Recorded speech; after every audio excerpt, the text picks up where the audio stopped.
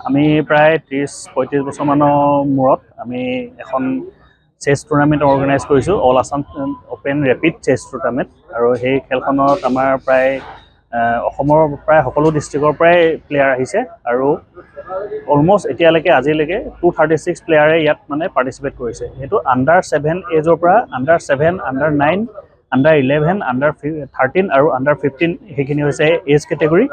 আৰু যিখিনি তাৰ ওপৰৰ কেটেগৰী সেইখিনি অপেন কেটেগৰী, যি ছিনিয়ৰ কেটেগৰী। আমি এইকেইটা কেটেগৰীত আমি খেলখন পাতিছোঁ। আৰু টোটেল আমাৰ ইয়াত প্ৰাইজ মানি আমি ৰাখিছোঁ 1,53,000 কেছ প্ৰাইজ। আৰু তাত লগতে যিখিনি সৰু সৰু কণ ল'ৰা ছোৱালীবিলাক আহিছে তেওঁলোকৰ কাৰণে আমি ট্ৰফি আৰু মেডেলৰ ব্যৱস্থা কৰিছোঁ। আমি যিখিনি এজ কেটেগৰী হয় আমি 1ৰ পৰা 10লৈকে আমি প্ৰাইজ দিম।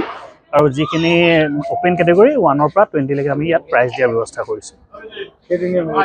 আমাৰ এখন দুদিনীয়া হ'ব, 25 জানুৱাৰী আৰু 26 জানুৱাৰী এই দুদিন আমি খেলখন পাতিছোঁ।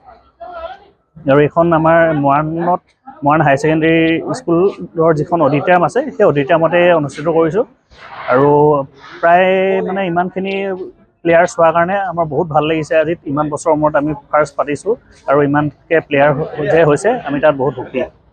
35 বছৰ পাছত বুলি ক'লে 30-35 বছৰমান হৈ গ'ল। মানে মই যেতিয়া একদম সৰু আছিলোঁ তেতিয়া আমি ইয়াত প্ৰায় খেল পাতিছিলে আমাৰ জ্যেষ্ঠসকলে। তাৰ মাজতে আমাৰ বহুত মাজত মানে চেছৰ অনুশীলনটো মৰাণত বহুত কমি গৈছিলে।